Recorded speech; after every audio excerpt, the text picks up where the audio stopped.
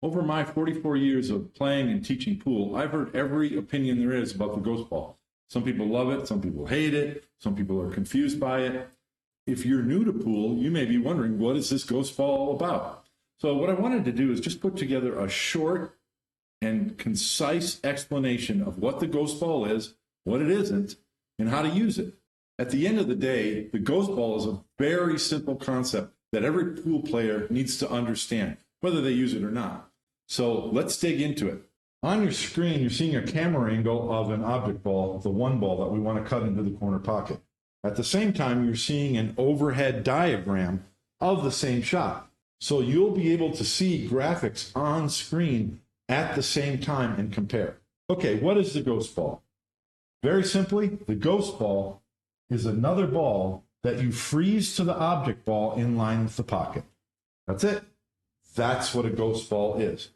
Why do we call it a ghost ball? Obviously, you can't do that during a game. This is something that you do when you're practicing.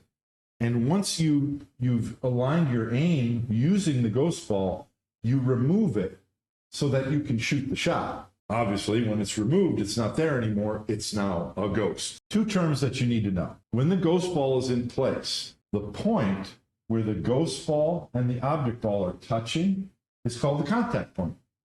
Because any ball that contacts the one ball at that point, no matter where it comes from, is going to send the object ball into the pocket. However, you can't aim at the contact point, except if it's a straight-in shot. So here's a cut shot. The contact point is right there. So if I aim my cue stick at the contact point, you can see that it is not intersecting the center of the ghost ball. It's off to the side. That means if I shoot my cue ball at the contact point, it's going to hit the one ball to the side of the contact point. The one ball will hit the rail. It won't go in the pocket. So we need an aim point that will let my cue ball arrive in the exact position that the ghost ball is, so it contacts it in the right place.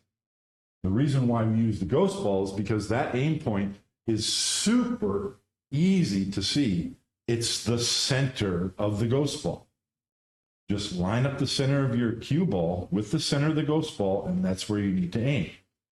So the way that you use the ghost ball is you place it, line up your cue ball with the center of the ghost ball, then move the ghost ball out of the way, so now it's a ghost, and then you point your cue stick along that same line to contact the object ball and make it go in the pocket.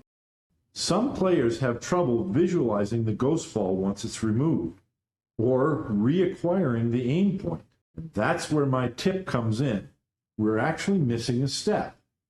What you should do when you're lining up the cue stick to the center of the ghost ball is project that line farther and notice where it intersects the object ball. So in this example, we can see that the aim point looks like it's just inside the edge of the object ball. Now, when the ghost ball is removed, I now have a concrete point because I noticed where it was just a moment ago. And I can point my cue stick at that point and then shoot the shot. This technique works really well with all of your shots that are from 0 to 30 degrees. Because at 30 degrees, we're actually pointing at the edge of the object ball from the cue ball position. When the shot gets thinner, your cue stick is now pointed past the edge of the object ball.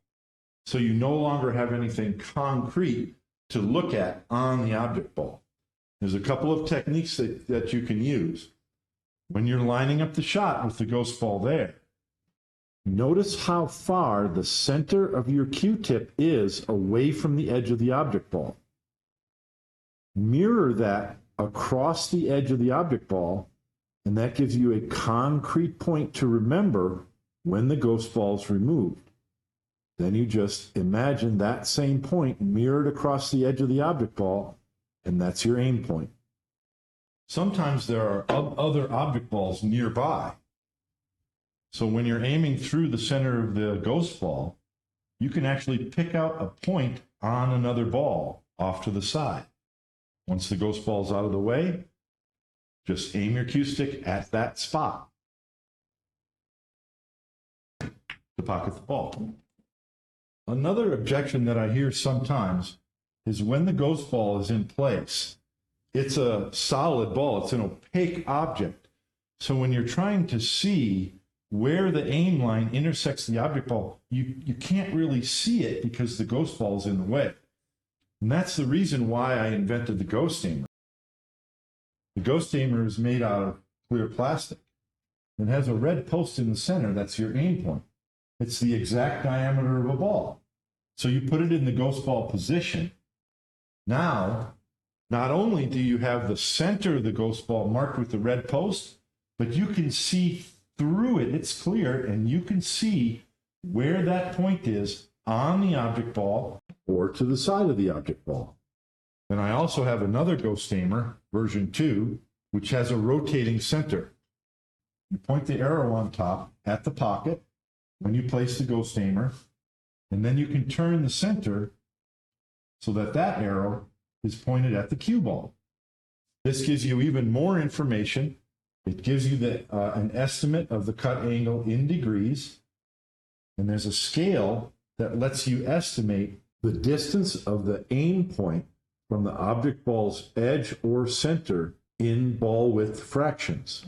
It's just a tool to give you more information so that you can acquire that aim point and remember it without having to visualize a ghost ball at all. Whether you're new to the ghost ball or you've had trouble with it, I hope that explanation is simple and concise, because the ghost ball is really a very simple concept, and it will help you when you're learning to aim. Whether you use a ball, an actual physical ball that you place in the ghost ball position, or one of the transparent ghost aimers, or just point it at where you think the center of the ghost ball is and visualize it that way. Whatever works best for you is really going to help you when you're learning to aim your pool shots. If you like this video, you're really going to like my video called How to Aim, where I go in depth on principles and techniques of aiming your pool shots. I hope that simplifies the ghost ball for you, because it is really a simple concept. And I hope that my tip about acquiring the aim point on a physical object that stays there after the ghost ball removed, I hope that really helps you a lot. Remember, if you're going to play pool, play it straight. Thank you for watching, and see you next time on Shortstop on Pool.